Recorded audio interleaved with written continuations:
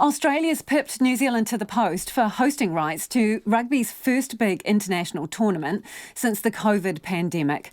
November's Rugby Championship, involving Australia, New Zealand, South Africa and Argentina, will be mostly played in New South Wales with a round in Queensland.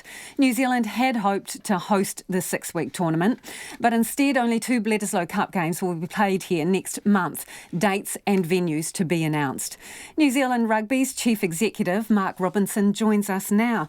Mark, have we been robbed? No, I mean we've worked through a process, Lisa, where we've done our absolute best here to try and stage the tournament. Back in July, we were obviously granted the opportunity to investigate staging the Rugby Championship in New Zealand by SANZAAR. And from that day on, we worked really hard with government to set about doing everything we possibly could to stage the tournament. But as we know, COVID has been a funny beast in our communities, and it's been something that we've found challenging to work through, and we've just had to take our time and work through the government with all the different situations and quarantine protocols that were appropriate for this. And ultimately, when it came down to it, closer to the time, the Australians were just able to provide more certainty around the quarantine situation, really. So what do you mean by largely what it came down to it? Yeah, what do you mean by certainty, Mark? I mean, where did it fall down for us? What did they offer that we didn't? Well, our quarantine situation, Lisa, was the players coming into the country would individually isolate for 4 days on arrival. From day 5 to 7, they could only train in bubble sizes of 15, and from day 8 to 14, they could not train in bubble sizes larger than 25. So when you have teams coming from places like South Africa and Argentina, where they haven't played a lot of rugby recently, that was quite restrictive in comparison to the Australians, where from day 1 they could train in unrestricted training environments right across the board with all their players and management involved. So at the end of the day, that's quite a significant difference, especially for teams who haven't been playing a lot of rugby and are travelling a long way and being asked to prepare very quickly to play rugby within 2 to 3 weeks after arriving. So did the government do all it could to make this happen? Oh, look, we've had a great relationship with the government all the way through this, and certainly worked very constructively and respectfully, and made them as aware as best we could what some of the requirements would be to stage a tournament of this nature here with the kind of teams we were looking to. So we respect the fact Mark, that what does that really mean when you say you were making them aware of what it would take to stage a tournament here? Were you basically telling them, hey, we're not going to get over the line with this, we need you to loosen up some of these requirements, and what, they wouldn't budge on it? Yeah, the conversations were along the lines of saying the quarantine area would be a critical part of the overall decision-making process for SANZAAR, and that is for the ability for a team, as I just described earlier, to come in and be able to prepare as freely as reasonably possible, as quickly as possible, was going to be very important in this. So we had a number of those sort of conversations, and we just have to respect the fact that the government have done a strong job in leading the country through this time, and that they had these protocols in place. And on this occasion, the protocols meant that we couldn't win the bid, unfortunately. So bottom line, the government lost this bid for you. Whether you respect their decision or not, we lost it because of the situation with the government's rules. Oh, look, no, we're not apportioning blame here at all, Lisa. This is a situation... No, it's not blame. It's just, I'm just looking at the facts here, Mark, and you've said it's because of the isolation situation. So ultimately, our rules around isolation set by the government lost this tournament for us. They had a major part to play. I mean, SANZAAR have come out with their statement earlier on today, very clear that quarantine was a significant part to play in the decision between the two countries.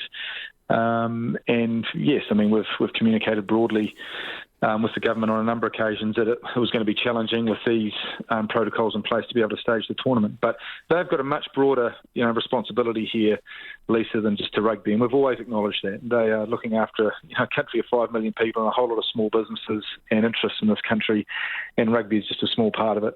We thought, so on that note, when the Wallabies come here, they're going to have bespoke arrangements? Where are they going to stay, and what are the requirements going to be? in terms of making it to practice venues, if indeed after 3 days they're allowed, how many did you say, 15 players together? So where are they going to stay and where are they going to train and how are they going to move around? Because they're in essence supposed to be in isolation.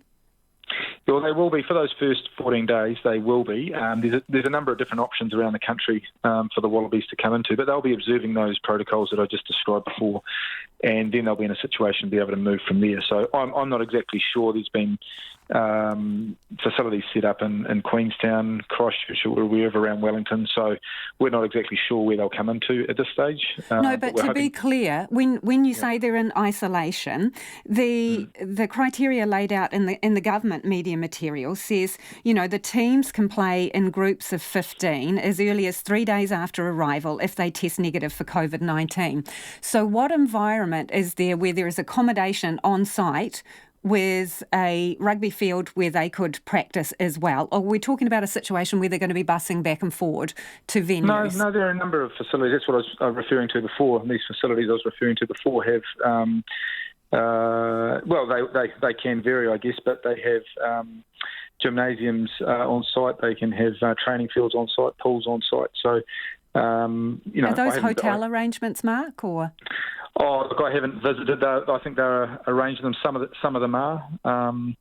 So I haven't been to them personally or had a lot of detail on them, but I understand that hotels are some of the arrangements. So are you considering other options besides hotels? And have you had to provide this information at this stage to the government in order to get this greenlit? Oh, to be clear, we don't facilitate the identification of the facilities. That's happening through quarantine and Ministry of Health. So we work with their officials, and we understand what are their preferences around facilities and what might best suit the visiting team. So there's not been New Zealand Rugby's role in this to go out and find all these facilities. We've been working very closely with the government on that. Right. So you haven't made you haven't nominated your preferred facilities as such. You're relying entirely on them to point them out for you?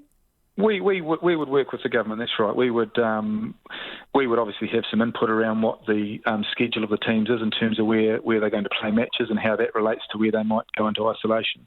But no, we don't determine that. We've certainly been in the hands of the government and health officials around those sorts of decisions. Why should these teams be allowed anyway, with exceptions made to the mixing for them for rugby players? Why should they get exceptions to the rules? Oh, look, there are a whole lot of sports going through this at the moment, Lisa, and be it netball or cricket or other sports of an international nature, football, rugby league, basketball.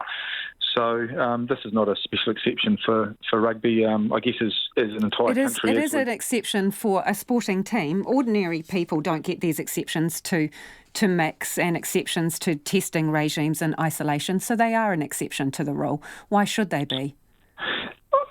You mean all of these sports are? Yes, and rugby and special arrangements are being made for this.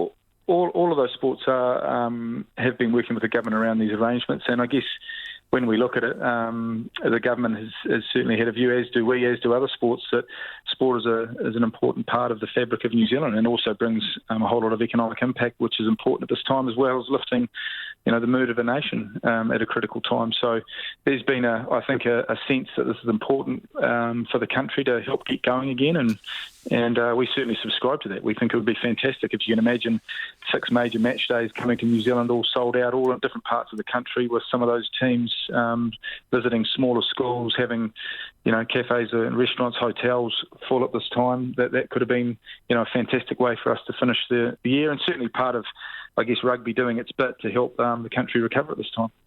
Mark, obviously the best case scenario is where you can have people to a stadium, but is it worth going ahead with these games if we are in level 2 and you can't have a big crowd? Because that's a possibility. Yeah, it is. I mean, there's still value around that in terms of, obviously, other commercial partnerships that we have. So you'd play them with empty stadiums if you had to? Yeah, I mean, we're not forecasting that at the moment because these games are, over a month away. But that'd be a decision we'd have to take as we get closer to it. But at this stage, we'd certainly consider that. Absolutely.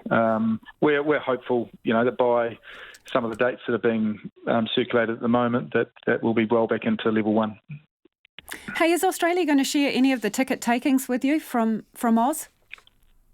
The arrangements, there's a share arrangement for no matter where the tournament was staged, Lisa. So that's the same way in either country. And is there any chance at all that one of these games could take place on election weekend? Well, that's a possibility. You're not ruling it out? No, we have to, I guess, look at all options at the moment. That's not to say it couldn't be played on a Friday night or a Sunday around that weekend. So there are a whole lot of things that our team has sat down this morning for the first time just to consider. And we'll be working with all our commercial partners and all the relevant venue facilities and regional agencies to determine that. So it's early days in that. Like I say, we've got sort of... It's not that early days though, is it, Mark? I mean, you don't have that much time to plan for this. It's a matter of weeks away, so you must have a preferred date. Is it that election weekend? Oh, look, we've stood up Super Rugby Aotearoa in a matter of days. So these things, it's an incredibly fluid time at the moment. And the way that the whole world's working at the moment, certainly in things like sport and rugby, we're reacting very quickly with 24, 48 hours notice to a lot of things. So yeah, it is a possibility at the moment, Lisa. But like I say, we will know more in the next few days, and we'll be sharing that information as soon as we possibly can. Oh, come on, Mark. Throw the fans a little summit here. Is it going to be that weekend? It quite possibly could be, yeah. But we want to work through things a little bit more and understand things. So that's sounding more like a yes than it's sounding like a no. Would that be fair? I'll let you determine that, Lisa. That can be your little story with it. But no, look, we've identified a few weekends across October, and we just need a little bit more time before we can confirm that. All right, appreciate your time this evening. That is New Zealand Rugby's Chief Executive, Mark Robinson, who is talking there about the games that are going to be held in New Zealand, even though we lost the bid to host the entire tournament.